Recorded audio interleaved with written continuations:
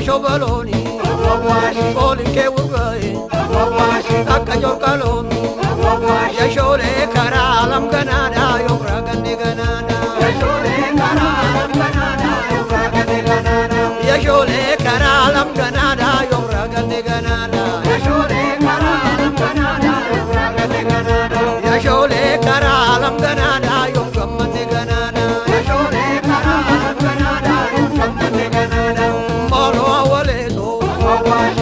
Balebuna, Kamioli Dani, Benu Gavana,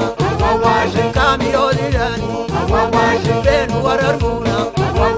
Kamioli Dani, Yatinati Dami, Manisitanama, Radioni Dani, Ashole, Ashole, Shole, Yashole, Ashole, Shole, Malo waleto, Darsiloni negu, Kimba barrajida, Mambarana beku, Walu dabdajida, Bona bona kero ragadayona, Bona bona kidenda madayona, Ijole no romaru de jalde da gopate da me vani jagat,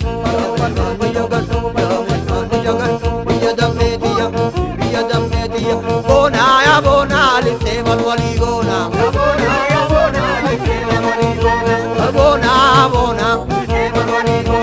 Bona ya bona, Yole no robo de jalde da gopate da me vani jagari da me vani jagatu ya da media,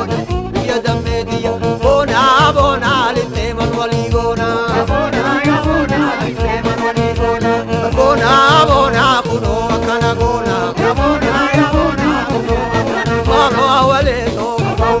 Darsiloni negu, Kimba barrajida, Ambarana beku, Walu dabdajida,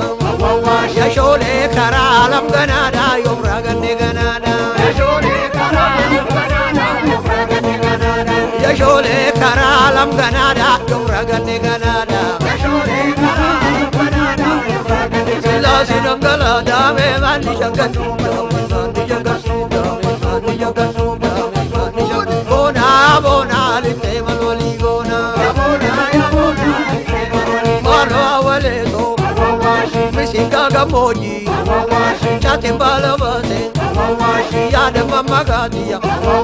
Walpira galani, Garana tabase, Bona bona kuno kanagona, Bona ya bona, Bona ya bona, Bona bona, Yole no romo de jalde da gopate da me ani jagatu, me mani jagatu, ya da media, Bona ya bona lite malwaligona, Bona bona lite malwaligona, Malo awaleto, Benu bachomuna, Awa shobaloni, Oli kewugaye, Takajor kalomi, Ole karalam ganada, Yobragan ganada, Karalam ganada, Karalam ganada, Karalam ganada, Yole no romo de jalde de gopate da me ani jagatu,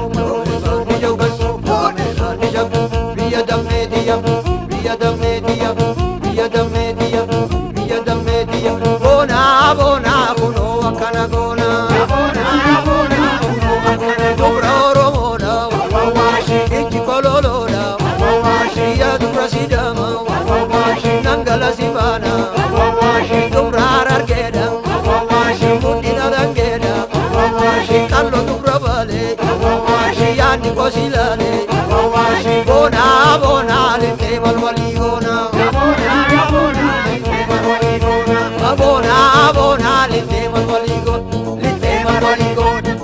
Silam galada me